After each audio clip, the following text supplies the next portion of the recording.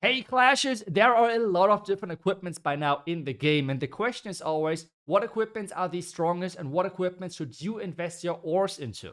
And that's exactly what we're going to take a look at today. We're going to go through every single hero one by one and always identify the strongest equipments for each hero. And at the end of the video, we're going to go through the top 10 strategies without event troops to make sure that you have the best combinations for your pets and equipments which are out there. So let's get started with the Barbarian King though. And the number one combination is still the Earthquake Boots combined with the Spiky Ball or with the Gauntlet.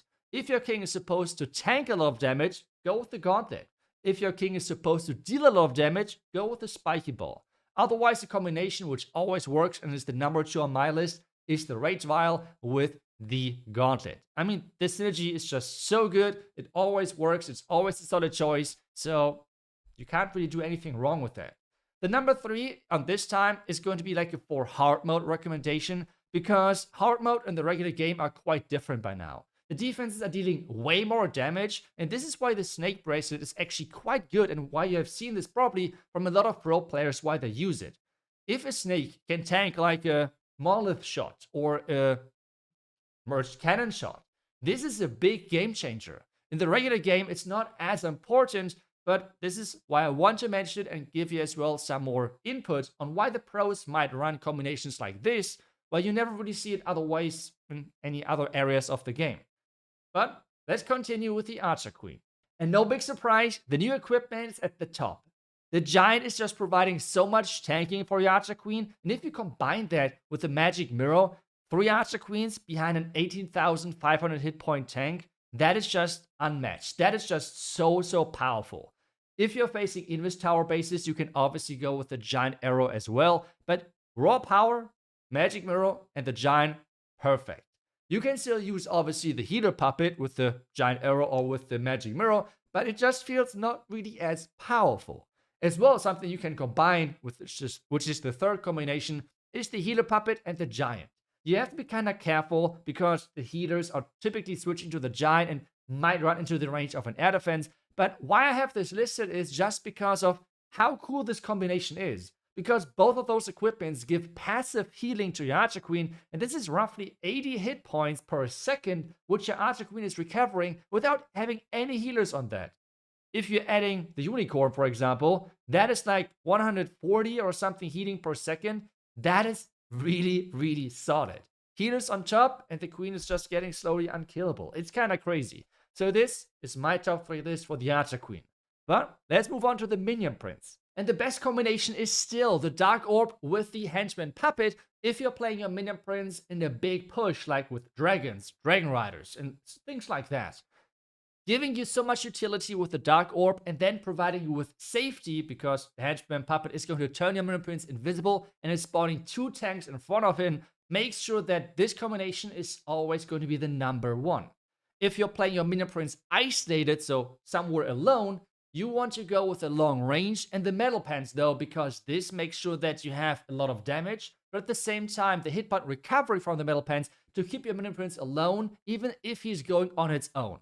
The third combination is only for the hard mode, because you have probably seen a lot of pros using the metal pants with the Dark Orb together. The reason here is that we have special restrictions in the hard mode, like less hit points for the heroes. This is resulting that in hard mode, 1 Black Mine and the second Black Mine is already triggering the active ability of the hero.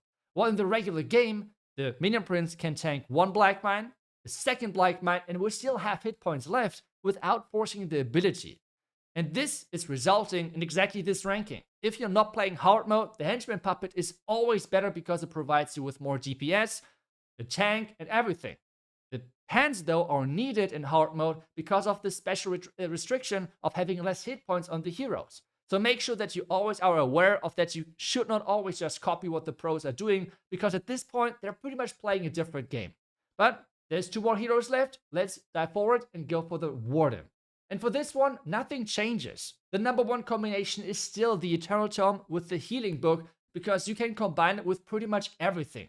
Dragons, Root Riders, or any other push, you will have great success with those 2 equipments. If you want to turn your hero into a 1 versus base machine, then make sure that you're using the Fireball with the Rage Gem. Otherwise, the Eternal Tome with the Life Gem is always a great mix, especially if you're running something like Miners, Hogs, Super Hogs, Loons, some of those smaller troops, which are getting buffed massively with the buffed Life Gem. But let's move on to the Royal Champion. And the Royal Champion is here the strongest with the Royal Champion Charge. This is where we have the #1 combination between the Electro Boots, the Haste Vial, or the Hog Rider Puppet. The Hog Rider Puppet can be used outside of the Royal Champion charges as well with the Electro Boots, like a backup or a follow-up after Super Witches, Hog Rider attacks, or in general a lot of the ground strategies. Something else which works amazing is the double epic combination, which is Spear and as well the Electro Boots. This is super expensive though, so I'm not sure how many people are actually going to play it. If you want to have a classic one where you just take down a specific part of the village, it's going to be the Spear with the shield. Especially in warden charges with like Rocket Loons, it is an amazing combination because you don't need any support for the Royal Champion and she can clear a huge part of the base on her own without any spell support. And that's pretty much it already for all of the heroes.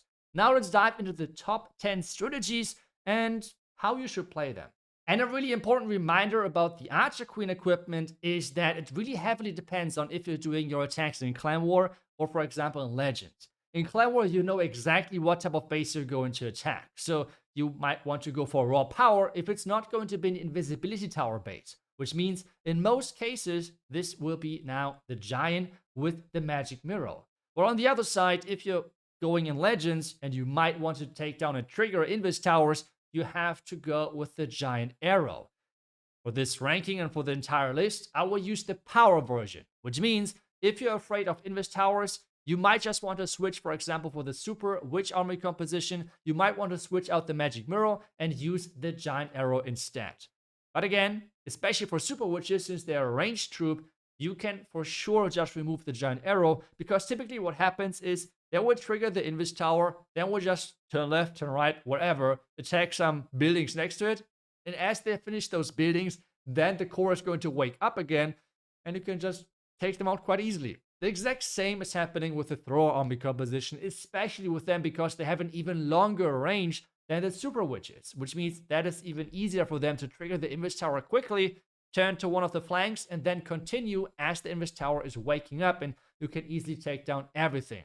In those smash and those ground attacks, you want to have Sneezy on your warden to make sure that your healers are protected. Next one is going to be then the ground version of the Super Hog Riders, which means, again, Giant and the Magic Mirror. Hero dives right now are having a massive boost in power because the combination of the Giant and the Magic Mirror is the best in hero dives. Like, this is where we'll see and notice the biggest difference in power.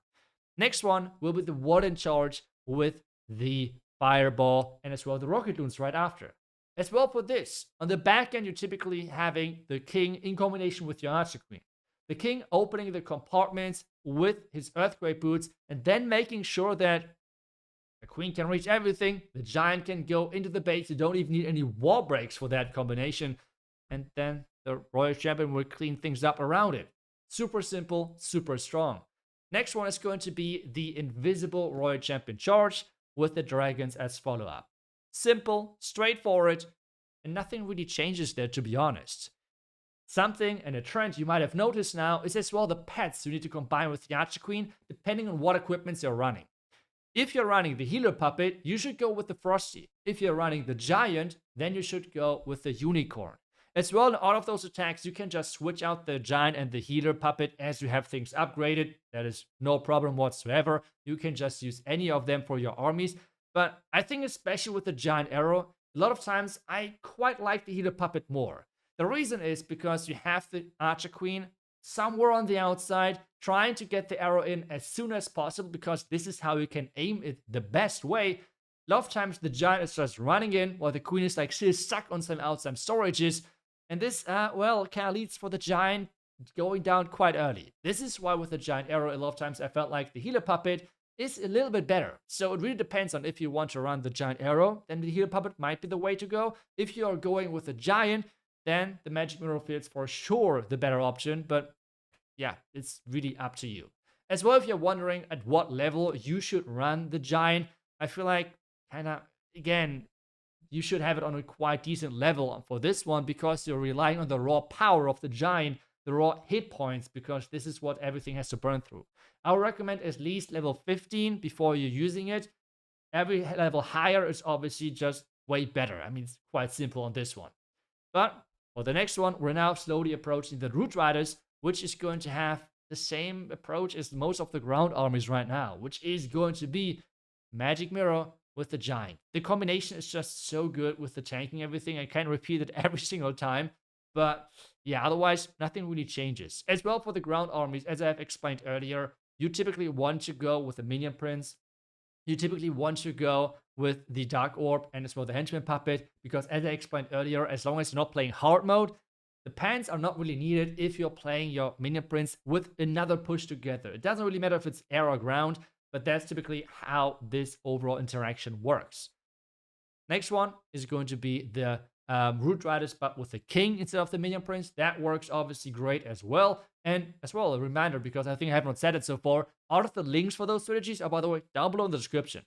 And that's it. Well, we went through all 10 strategies. I've given you my recommendation list of always the top 3 combinations for each hero. Let me know if you're seeing anything different, if you have like any different opinions to what I have experienced so far. I would love to hear your thoughts in the comments. Otherwise, thank you so much for watching. I wish you guys back tomorrow for the next Flash video. Until then, see ya and bye-bye.